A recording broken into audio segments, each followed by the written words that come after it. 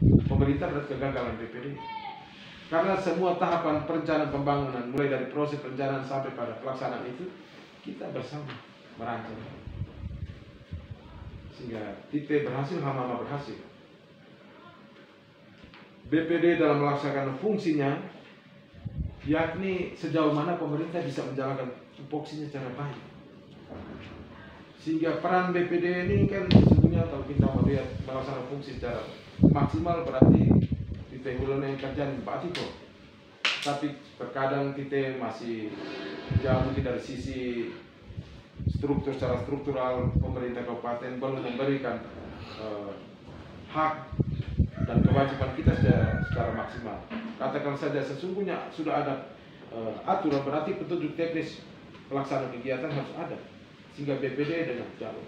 Tetapi kita sendiri menerjemahkannya secara pendidikan sehingga kami wajib menyampaikan ini untuk dilaksanakan sepanjang petunjuk teknis operasional oleh pemerintah desa belum yang diturunkan dari peraturan-peraturan itu belum turun, tetapi implementasi pelaksanaan kegiatan buat kita sesuaikan sekarang. Manusia ini dan pendidikan. Penggalian aspirasi pada masyarakat oleh lembaga atau kelompok yang berkebutuhan khusus atau yang lain-lain.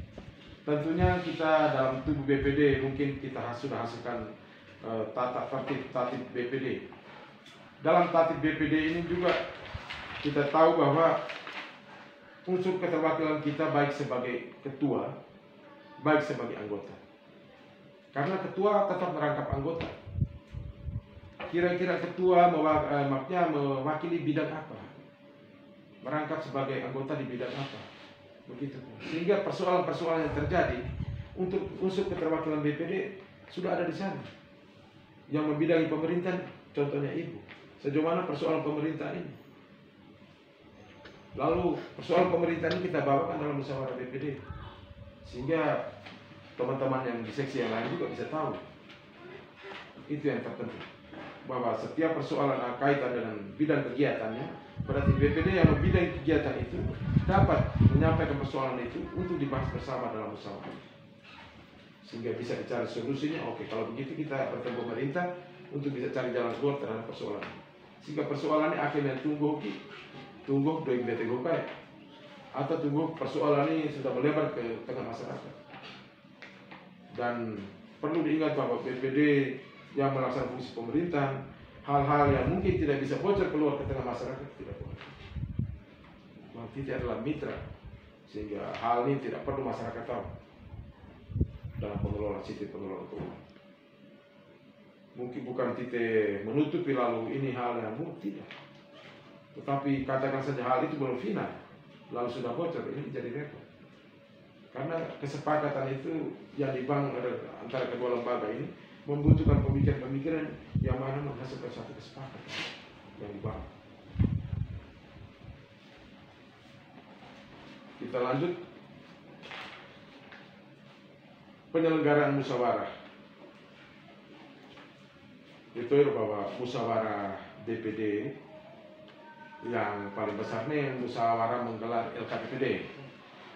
Musyawarah menggelar LKPPD ini dalam peraturan Menteri nomor 46 tahun 2016 ini terkait laporan kepala desa. Ini nak mengatur tentang pelaksanaan musyawarah LKPPD. Musyawarah LKPPD ini dipimpin oleh BPD yang mana meminta laporan keterangan penyelenggaraan pemerintahan desa dalam paripurna BPD. Sedangkan BPD tidak bisa menolak laporan kepala desa ini aturan, tidak bisa menolak. Hanya memberikan catatan-catatan kritis pada pemerintah untuk perbaikan di tahun-tahun mendatang. Dari laporan LKPPD juga digelar menghadirkan unsur-unsur masyarakat. Tetapi itu bahwa ini musyawarah tertutup sesungguhnya. Musyawarah tertutup. LKPPD itu di depan paripurna BPD, bukan di depan masyarakat. Ini terus ini.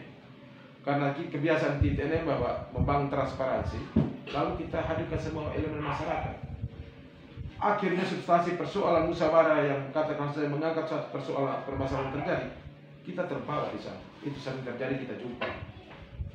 Jadi kita hadirkan tokoh-tokoh masyarakat yang mungkin dianggap penting untuk memberikan masukan atau pemikiran baik, sehingga pola atau cara teknis dalam penyelenggaraan pemerintah mungkin dirubah atau seperti apa. Itu masukan, kita butuh masukan mereka di sana.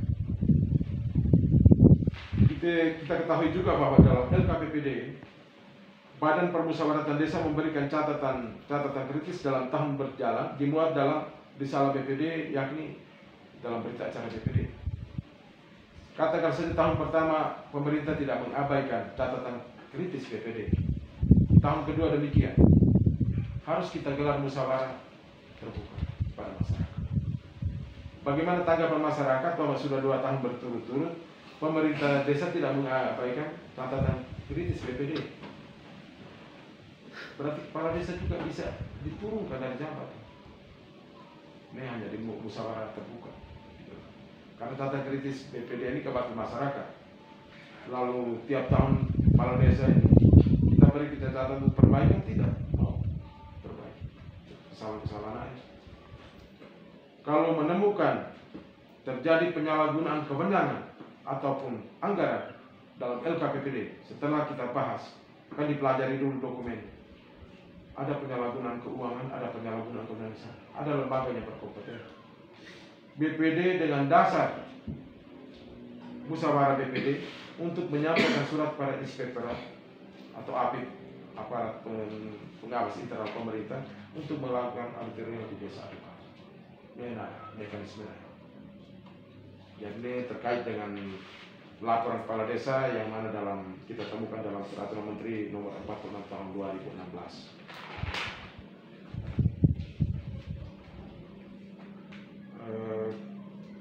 Sekarang titik implementasi kegiatan BPD dalam mendukung penyelenggaraan pemerintahan desa.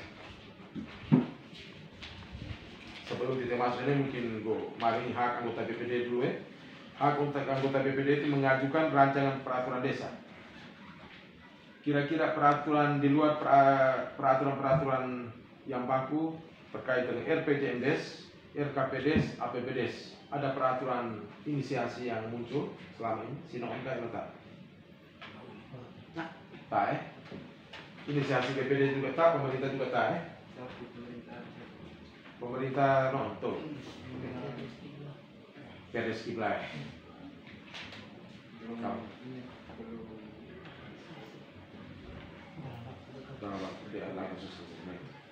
mengajukan pertanyaan, menyampaikan usul dan pendapat, memilih dan dipilih, mendapat tunjangan dari APBD, hak anggota BPD. Kewajiban yang jelas, kewenangan juga. Kita lebih jauh melihat di implementasi pelaksanaan kegiatan ya. Bahwa ditentukan bahwa dengan berlakunya Undang-Undang Nomor 6 ini telah meletakkan desa sebagai kesatuan masyarakat hukum adat dan hak asal usul, sehingga otonomi desa diakui dan dihormati dalam sistem pemerintah negara kesatuan desa. Di sisi lain, posisi desa sebagai subsistem pemerintahan dalam negara kesatuan Republik Indonesia, yang mana desa juga diberi kewenangan untuk melaksanakan urusan pemerintahan sebagai konsekuensi dan keberadaan desa sebagai sebuah entitas pemerintah. Entitas pemerintahan, makna entitas ini berarti diketahui bahwa keberadaan yang berbeda dan unik tapi berwujud, diakui, noon, bagaimana noon, ini makna entitas sesungguhnya. Kita masuk si kegiatan rutinitas BPD, bahwa BPD punya jam kerja si desa sesuai tatib ya. Si tatib ini memang masuk hari aku sih di kantor desa. Selasa Jumat. Kira-kira Selasa Jumat titik masuk titik kerja aku. Pertama kita isi daftar hadir. Yang kedua kita membidangi kegiatan katakan progres bidang pemerintahan, sejauh mana progres pelaksanaan kegiatan pemerintah desa yang dibidangi oleh seksi bersangkutan. Kira-kira diulani seksi pemerintahan desa ini anak aku, karena kalender kerja pemerintahan desa itu baku. Tiap tahunnya Bapak Desa ya, minta pemerintah desa, Bapak berikan kami kalender kerja pemerintah desa sepanjang 1 tahun. Kalender kerja pemerintah desa ini menjadi dasar BPD untuk mendampingi pemerintah melakukan pengawasan di sana. Kalender kerja pemerintah desa ini baku kaya. Mungkin dalam pelaksanaannya kita kadang terbentur dengan hal keuangan yang mana pencairan terlambat sehingga menghambat juga pelaksanaan kegiatan. Ini yang sering terjadi Bapak Desa. Kita ketahui bahwa kita sebagai negara hukum atau Westare, istilah negara hukum, jelasnya menggunakan prinsip-prinsip hukum sebagai panglima dalam melaksanakan semua kegiatan. Kita BPD juga demikian. Kita mari berbicara terkait dengan persoalan-persoalan pemerintah di tengah masyarakat juga harus melihat aturan yang kita pakai. Jangan pakai asumsi, karena kita tidak bisa pakai asumsi untuk menilai sebuah persoalan. Yang berikut perlu kami sampaikan juga bahwa dalam ini kita masuk di kaidah penyusunan sebuah peraturan desa. Kami sudah lakukan bahwa yang memo ini pemerintah desa menyusun perdes kita. Tahapan-tahapan dalam penyusunan sebuah peraturan desa ini ada tahapan pembahasan. Pasti mau diundang pemerintah untuk pembahasan peraturan ini. Tahapan pembahasan itu dengan maksud dan tujuan pembahasan peraturan dibuat ini karena acuan dari pemerintah atau regulasi yang diaturkan dari atas menghendaki harus seperti ini, bertujuan seperti ini. Pasti bicara saat pembahasan ini. Tapi di saat pemerintah desa maupun BPD mengambil langkah dalam penyusunan sebuah, katakan kalau untuk BPD perdes inisiasi, kalau di pemerintah tetap mengundang BPD sebagai wakil masyarakat, karena sesungguhnya peraturan ini nanti diturunkan untuk masyarakat. Sehingga ada tahapan pembahasan di sana, membahas, menyimak substansi dari suatu hal yang perlu dilakukan nanti. Nih kita bahas si awal kayak ini tujuan ini mana ini. Berikut kita masuk tahap persiapan. Rancangan peraturan desa yang telah dibubuhi, tanda tangan disampaikan kepada sekretaris untuk diundang ke dalam peraturan berita desa. Setelah penetapan itu. Selanjutnya tahap pengundangan. Kita tahu bahwa tahap sekretaris sudah mengundang peraturan desa dan dinyatakan sah jika mulai berlaku dan mempunyai kekuatan hukumnya tetap.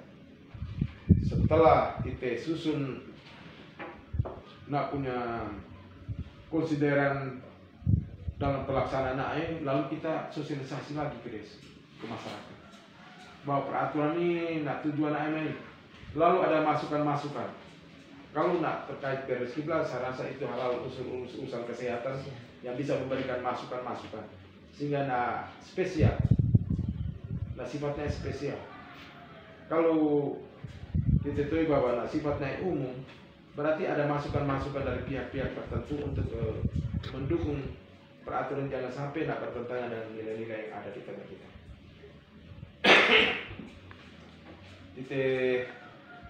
Lalu setelah ada masukan dari masyarakat ataupun yang beres kiblat, berarti dari unsur tenaga kesehatan atau punya wawasan kesehatan, baru kita sempurnakan. Setelah itu baru ditetapkan sehingga menjadi sebuah peraturan. Sehingga tahapan ini lalu kita sebagai lembaga yang mewakili aspirasi masyarakat tentunya kita sigap dan cepat untuk merespon segala persoalan di desa. Kita dituntut untuk sigap dalam arti bahwa persoalan di desa itu tidak boleh tergerus, terbawa terus. Kalau tak berdampak di tengah masyarakat. Ini dalam sisi polemik maupun fisik terbentur oleh fisik. Katakan saja persoalan ini tidak cepat BPD, mari pemerintah dulu. Nah berdampak juga si keuangan. Katakan saja dalam kegiatan fisik pembangunan. Ini tidak hentikan berarti do ini lorong nabi Arab. Tak mikirin apa gereja itu naik. Sehingga BPD ini miu pada posisi ini, pemerintah sini miu di sini. Tapi cara menyampaikan kepada pemerintah itu yang beretika. Ada ruang dan waktu untuk kita bicara. kita undang pemerintah dulu. Kita tuh baru evaluasi kinerjanya tiap 3 bulan baru kita evaluasi kinerja. Evaluasi kinerja kita tuh bahwa polemik yang kita tuh selama ini seperti ini, lalu bagaimana seksi pemerintah untuk bisa menyampaikan progres kegiatannya. Seksi kemasyarakatan kira-kira bantuan-bantuan ini sudah sejauh mana?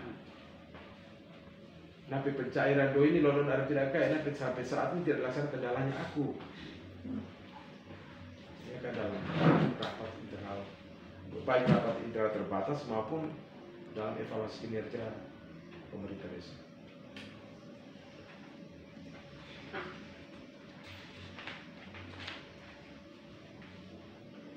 Kalau karena peraturan desa inisiasi Netauli, sehingga kita juga bicara kalau ada niatan untuk mengundang sebuah peraturan, katakan saja peraturan desa tentang keamanan dan ketertiban, tinggal bagaimana kita koordinasi lebih insentif untuk melihat pokok pikiran yang disusun nanti.